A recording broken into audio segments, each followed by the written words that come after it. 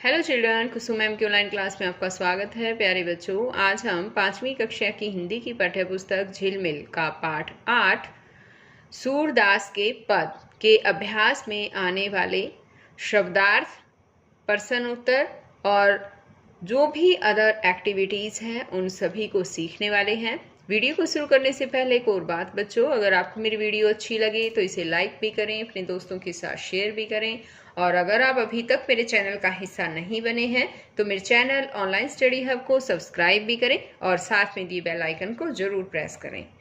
तो देखिए, स्टार्ट करते हैं हम अभ्यास से। सबसे पहले है, आइए शब्दों के अर्थ जानें। ओछत, तेल लगाते और कंघी करते समय। उर, छाती। कमरिया, कंबल। कांचौ, कच्चा। काढ़त, स्वारता। केही विधि, किस प्रकार। गैयन, गाय। गुहत, गूंथती। चिरजीवयु, चिरजीवऊ, इसको बोलेंगे हम चिरजीवऊ। चिरंजीवी। चोटी, शिखा, या फिर इसको हम बालों की लट भी बोल सकते हैं या बेनी भी कहा जाता है। छीको, सामान रखने के लिए लटकाई गई छोटी टोकरी। नहावत, नहलाती। पति आयो, बहकावे में आना। पियत, पीते हुए। बहियन, बाजू। बरबस, जबरदस्ती। बिहंसी, हंसकर। बेनी, चोटी। भुई, भूमि या फिर इसे जमीन भी कहा जाता है। भोर, प्रातःकाल का समय, सूर्योदय से पहले। यानी भोर जो है बच्चों, वो प्रातःकाल का ही समय होता है, लेकिन जब सूर्य उगता है, सूर्य उदय होता है, उससे जस्ट पहले का जो समय होता है उसको हम भोर बोलते हैं। लोटी, लेटना। लांबी, लंबी। लकूटी, लकड़ी। हलधर, बलराम। हलधर शब्द जो है यहाँ बलराम के लिए आया है। हरि, हरि का मतलब है कृष्ण। आगे है कविता से, और यहाँ पर देखिए बच्चों, क्वेश्चंस दे रखे हैं और इन सभी क्वेश्चंस के हमें आंसर लिखने हैं। तो इसके लिए मैंने यहाँ पर तो थोड़े बड़े क्वेश्चन जो हैं, इनके आंसर थोड़े बड़े थे इसलिए मैं लिख नहीं पाई, तो इसलिए मैंने देखिए आपके लिए यहाँ पर क्वेश्चंस लिखे हैं और उनके आंसर भी साथ ही लिखे हैं। तो एक बार मैं समझा देती हूँ आप सभी बच्चों को। ये समझकर जितने भी क्वेश्चन आंसर दे रखे हैं ये समझने भी हैं और अपनी कॉपी में लिखने भी हैं। तो देखिए, पहला क्वेश्चन है हमारा, प्रश्न कै।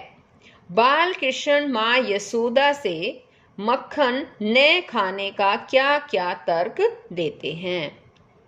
क्वेश्चन आएगा, बाल कृष्ण मक्खन न खाने का तर्क देते हुए माँ से कहते हैं कि हे माँ, तुम तो मुझे सुबह ही गायों के साथ मधुवन भेज देती हो और मैं सायंकाल घर वापस आता हूँ। मैं एक छोटा सा बालक हूँ, मेरी बाजुएं भी छोटी है। इन बाजुओं से मैं छिक्के को प्राप्त नहीं कर सकता। ग्वाल बालकों ने जबरदस्ती मेरे मुख पर माखन लगा दिया है। तुम उनकी बातों पर विश्वास कर रही हो। इस प्रकार तर्क देकर श्री कृष्ण माँ यशोदा से कहते हैं कि मैंने माखन नहीं खाया। अब आगे है सेकंड क्वेश्चन, प्रश्न ख।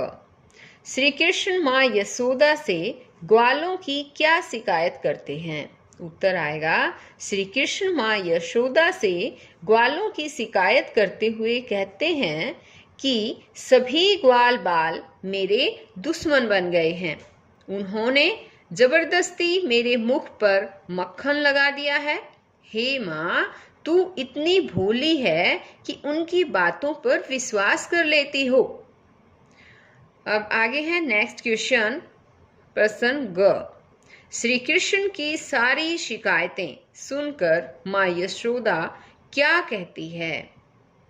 उत्तर आएगा, श्री कृष्ण की सारी शिकायतें सुनकर माँ यशोदा उन्हें छाती और गले से लगा लेती हैं। नेक्स्ट क्वेश्चन है, माँ यशोदा कृष्ण को चोटी बढ़ने का क्या उपाय बताती हैं? उत्तर आएगा, माँ यशोदा कृष्ण को चोटी बढ़ने का उपाय बताती हुई कहती हैं कि बार बार कच्चा दूध पीने, नहलाने, स्वारने तथा गूंथने से यह नागिन के समान भूमि पर लौटने लगेगी। कौन लौटने लगेगी बताओ? हाँ, श्री कृष्ण की चोटी। अब नेक्स्ट क्वेश्चन है कि काचो दूध पियावत पची पची में क्या भाव व्यक्त हुआ है? कांचो दूध पियावत पची पची में शिकायत का भाव व्यक्त हुआ है। श्री कृष्ण यशोदा से शिकायत करते हुए कहते हैं कि तुम मुझे माखन रोटी न देकर कच्चा दूध ही पिलाती हो। नेक्स्ट क्वेश्चन है, माँ यशोदा ने श्री कृष्ण को अपने हृदय से क्यों लगा लिया? उत्तर आएगा, माँ यशोदा ने श्री कृष्ण को उनकी बातें सुनकर हृदय से लगा लिया। उन्हें लगा कि श्री कृष्ण मुझसे नाराज हो गए हैं, इसलिए उसने अपनी गाय चराने वाली लाठी और कंबल मुझे दे दिया है। इसलिए कृष्ण को खुश करने के लिए यशोदा जी ने स्नेह से उन्हें हृदय से लगा लिया। नेक्स्ट क्वेश्चन है, निम्नलिखित भाव कविता की कौन सी पंक्तियों से प्रकट होता है? छांट कर लिखें। यहाँ पर देखो दे रखा है कि मैं छोटा सा बालक हूँ, मेरी छोटी छोटी बाहें हैं, भला मैं छीके तक कैसे पहुँच सकता हूँ।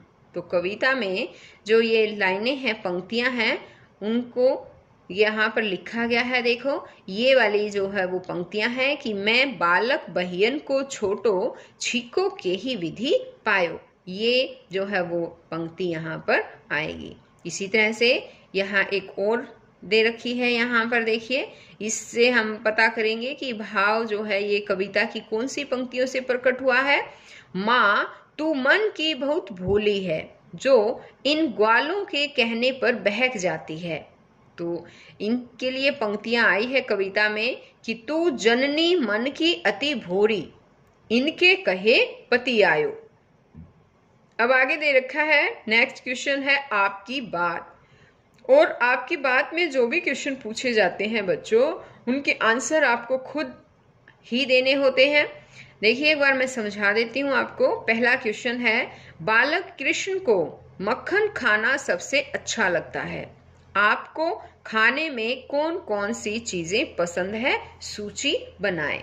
तो बताओ बच्चों, आपको खाने में क्या क्या पसंद है?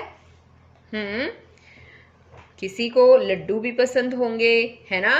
किसी को रसगुल्ला, किसी को समोसा, किसी को दही बड़ा, हलवा, खीर, रसमलाई, है ना? आपको जो भी कुछ पसंद है बच्चों, आपको एक सूची बनानी है और उसमें आपको लिखना है। नेक्स्ट क्वेश्चन है कि कृष्ण ग्वालों के साथ खेलते हुए खुशी का अनुभव करते हैं।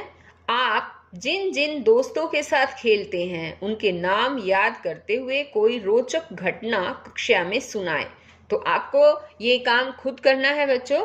आपको अपने दोस्तों के नाम भी बताने हैं, जो भी आपके दोस्तों के नाम हैं, जैसे रोहन, मोहन, सोहन, टीना, राकेश, दिनेश, महेश, जो भी नाम है वो आप अपने दोस्तों के नाम भी बताने हैं आपको। और उनके साथ खेलते हुए क्या घटना कभी घटी थी, उस घटना के बारे में आपको कक्षा में बताना है। ओके, आगे है कविता से आगे। गायों को चराते समय श्री कृष्ण बांसुरी बजाते थे। उस समय अन्य ग्वाले क्या करते होंगे? कल्पना करें और बताएं। बताओ अन्य ग्वाले क्या करते होंगे? जब गाय चराते थे तो श्री कृष्ण तो बांसुरी बजाते थे, और दूसरे भी ग्वाले वहां पर थे तो वो क्या करते होंगे? बताओ। गायों को चराते समय श्री कृष्ण बांसुरी बजाते थे। अन्य ग्वालों में से कुछ ग्वाले तो बांसुरी की मधुर आवाज सुनते होंगे और कुछ ग्वालों को अपनी गायों की चिंता होती होगी और कुछ ग्वाले अपना मनपसंद खेल भी खेलते होंगे, है ना। अब आगे आएगा कि गाय पालतू पशु है। पता लगाएं और लिखें कि गाय पालने से क्या क्या लाभ हैं। तो इसका उत्तर होगा कि हम सब गाय को गौ माता पुकारते हैं, गौ माता कहते हैं ना। गाय पालने से हमें अनेक लाभ हैं। गाय से दूध, दही, घी, मक्खन तथा पनीर मिलता है। आजकल गाय के गोबर तथा मूत्र से अनेक प्रकार की दवाइयाँ बन रही है। और इसी तरह से एक और भी बात बता दूं बच्चों, गाय का दूध जो है वो जल्दी पचता है और गाय का दूध जल्दी पचने के कारण बच्चों तथा बूढ़ों के लिए अच्छा माना जाता है। और गाय के गोबर से खेतों में खाद भी बनती है, खाद के रूप में भी इसे प्रयोग किया जाता है। आगे है, अपने पुस्तकालय से सूरदास द्वारा रचित कृष्ण बाल लीला के कोई 2 पद संकलित करें और कंठस्थ करके कक्षा में सुनाएं। तो ये काम आपको खुद करना है बच्चों। आपके अगर स्कूल में पुस्तकालय होता है लाइब्रेरी, यानी कि लाइब्रेरी नहीं है तो आप अपने जैसे मोबाइल में भी नेट पर जो है देख सकते हैं, यूट्यूब पर भी निकाल सकते हैं इनको पदों को।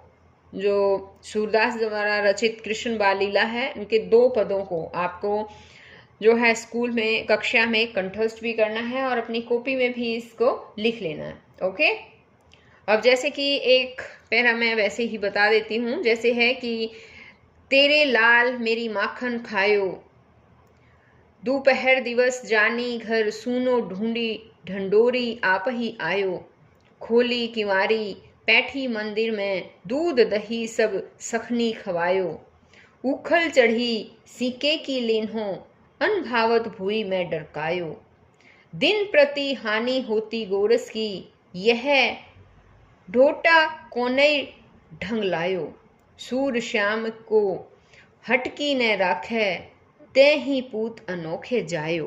तो इस तरह से आप और भी जो पद हैं सूरदास के द्वारा लिखे गए हैं उनको आपको कक्षा में सुनाना भी है। ओके, आगे है भाषा की बात।